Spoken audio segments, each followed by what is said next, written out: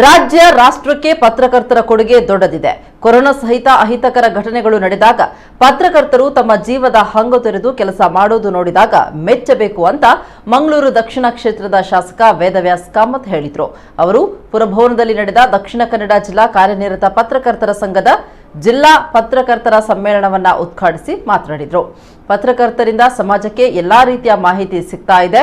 ಜೊತೆಗೆ ಸರ್ಕಾರ, ಜನಪ್ರತಿನಿಧಿಗಳು, ಅಧಿಕಾರಿ ವರ್ಗ ಒಳ್ಳೆಯ ಕೆಲಸ ಮಾಡಿದಾಗ ಬೆನ್ನು ತಟ್ಟಿ ತಪ್ಪುಗಳು ನಡೆದಾಗ ಕಿವಿ ಹಿಂಡುವ ಕೆಲಸ ಮಾಡ್ತಾ ಇದ್ದಾರೆ.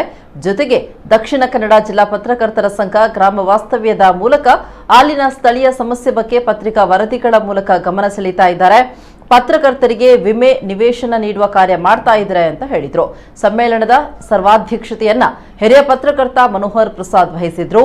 ಮಂಗಳೂರು ಮೇಯರ್ ಪ್ರೇಮಾನಂದ ಶೆಟ್ಟಿ, ಮಂಗಳೂರು ನಗರ ಪೊಲೀಸ್ ಆಯುಕ್ತ ಎನ್ ಶಶಿಕುಮಾರ್, ದಕ್ಷಿಣ ಕನ್ನಡ ಜಿಲ್ಲಾ ಕಾರ್ಯನಿರತ ಪತ್ರಕರ್ತರ ಸಂಘದ ಅಧ್ಯಕ್ಷ ಶ್ರೀನಿವಾಸ್ ನಾಯ್ಕ್ ಇಂದಾಜೆ, ಜಾಗತಿಕ ಬಂಟರ ಸಂಘಗಳ ಒಕ್ಕೂಟದ ಅಧ್ಯಕ್ಷ ಐಕಳ ಹರೀಶ್ ಶೆಟ್ಟಿ, ಕರಾವಳಿ ಶಿಕ್ಷಣ ಸಮೂಹ ಸಂಸ್ಥೆಗಳ ಅಧ್ಯಕ್ಷ ಗಣೇಶ್ ರಾವ್, ರಾಜ್ಯ ಕಿಯೋನಿಕ್ಸ್ ಅಧ್ಯಕ್ಷ ಹರಿಕೃಷ್ಣ ಬಂಟ್ವಾಳ್, ದಕ್ಷಿಣ ಕನ್ನಡ ಜಿಲ್ಲಾ ಕಾರ್ಯನಿರತ ಪತ್ರಕರ್ತರ ಸಂಘದ ಪದಾಧಿಕಾರಿಗಳು ಉಪಸ್ಥಿತರಿದ್ದರು.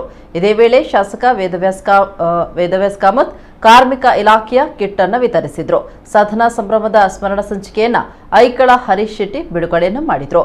ಪತ್ರಕರ್ತರ ಸಂಘದ ಅಧ್ಯಕ್ಷ ಶ್ರೀನಿವಾಸ್ ನಾಯ್ಕ್ ಇಂದಾಜೆ ಸ್ವಾಗತಿಸಿದರು.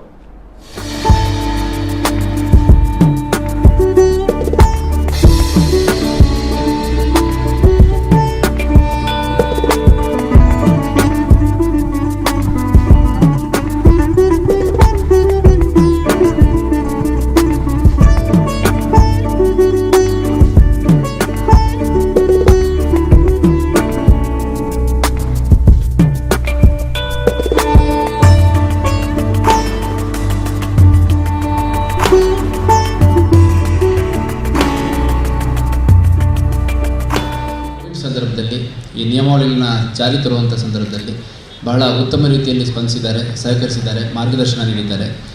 ನಮ್ಮ ಒಳ್ಳೆಯ ವಿಷಯಗಳನ್ನು ಅಪ್ರಿಷಿಯೇಟ್ ಮಾಡಿದ್ದಾರೆ. ನಮ್ಮಗಳಿಂದ ತಪ್ಪುಗಳಾದಾಗ ಅದನ್ನು ಕ್ರಿಯಾತ್ಮಕವಾಗಿ ನಮಗೆ ಸಲಹೆ ಸೂಚನೆಗಳ ಮುಖಾಂತರ ನಮಗೆ ತಿಳಿ ಹೇಳಿದ್ದಾರೆ. ಈ ಒಂದು ಕಾರ್ಯಕ್ರಮಕ್ಕೆ ನನಗೆ ಆಹ್ವಾನಿಸಿದ್ದಕ್ಕೆ ನಾನು ಆಯೋಜಕರಿಗೆ ಮತ್ತು ಇಲ್ಲಿ ನೆರೆದಿರುವಂಥ ಎಲ್ಲರಿಗೂ ಧನ್ಯವಾದವನ್ನು ಅರ್ಪಿಸಲಿಕ್ಕೆ ಇಷ್ಟಪಡ್ತೇನೆ. ಮತ್ತು ಇದೇ ರೀತಿ ತಮ್ಮೆಲ್ಲರ ಸಹಕಾರ ಮುಂದುವರಿಯಲಿ ಅಂತ ನಾನಾದರೂ ಅಪೇಕ್ಷೆ ಪಡ್ತೀನಿ.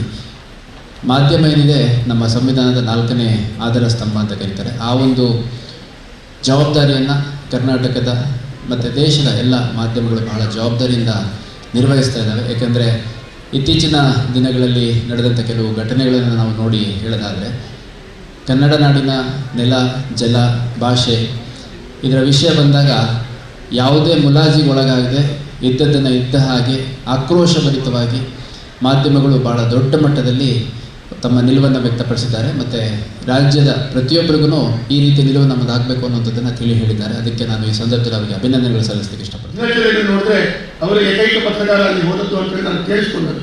ಹಾಗಾಗಿ ಈ ರೀತಿಯ ಒಂದು ತಮ್ಮ ಜೀವವನ್ನೇ ಪಣಕ್ಕಿಟ್ಟು ಈ ರೀತಿಯ ಪತ್ರಕರ್ತರ ಕೆಲಸ ಕಾರ್ಯಗಳನ್ನು ನಾವು ಮೆಚ್ಚಿಕೊಳ್ಳಲೇಬೇಕು.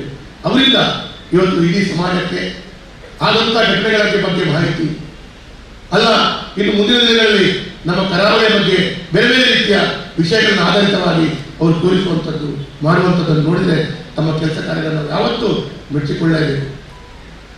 ಎಲ್ಲೋ ಒಂದು ಕಡೆಗಳಲ್ಲಿ ಸರ್ಕಾರ ಇರ್ಬೋದು, ಜನಪ್ರತಿನಿಧಿಗಳಿರ್ಬೋದು, ಅಧಿಕಾರಿಗಳಿರ್ಬೋದು, ಒಳ್ಳೆಯ ರೀತಿಯಲ್ಲಿ ಕೆಲಸ ಮಾಡಿದವರಿಗೆ ಮೆಚ್ಚುಗೆಯನ್ನು ವ್ಯಕ್ತಪಡಿಸ್ತಾ ತಪ್ಪನ್ನು ಮಾಡಿದಾಗ ಅದನ್ನು ಅವರಿಗೆ ಸರಿಯಾಗಿ ಕಲಿಸುವಂಥ ಪ್ರಯತ್ನಗಳನ್ನು ಕೂಡ ಮಾಡುವಂಥ ಯಾವುದಾದ್ರೂ ಒಂದು ವರ್ಗ ಇದ್ದರೆ ಅದು ಪತ್ರಕರ್ತರ ವರ್ಗ ಅಂತ ಹೇಳುವಂಥದ್ದು ನಾನು ಈ ಸಂದರ್ಭದಲ್ಲಿ ಉಲ್ಲೇಖವನ್ನು ಮಾಡಬೇಕು. ಈ ತಿಂಗಳು ನಾವು 15ರಿಂದ 20 ಲಕ್ಷ ರೂಪಾಯಿ ಸಮಾಜ ಕಲ್ಯಾಣ ನಿಧಿಯಿಂದ ಆರ್ಥಿಕವಾಗಿ ಹಿಂದುಳಿದವರಿಗೆ ಸಹಕಾರವನ್ನು ಕೊಡ್ತಾ ಇದ್ದೇವೆ. ಮನೆ ಇಲ್ಲದವರಿಗೆ, ಮನೆಯವರಿಗೆ ಮೆಡಿಕಲ್, ಶೆಲ್ಟರ್, ಇದು ಎಜುಕೇಷನ್, ಸ್ಪೋರ್ಟ್ಸು. ಈ ಸಲ ನಮ್ಮ ಮೇಯರ್ ಗೆಸ್ಟ್ ಆಗಿದ್ದರು. ಆವಾಗ ನಾವೊಂದು 4 ಜನ ಪತ್ರಕರ್ತರಿಗೆ ಸನ್ಮಾನ ಪ್ರತಿ ತಿಂಗಳು ಮಾಡ್ತಾ ಇದ್ದೇವೆ. ಅದರಲ್ಲಿ ಯಾವುದೇ ಜಾತಿ ಮತ ಯಾವುದೇ ಇಲ್ಲ.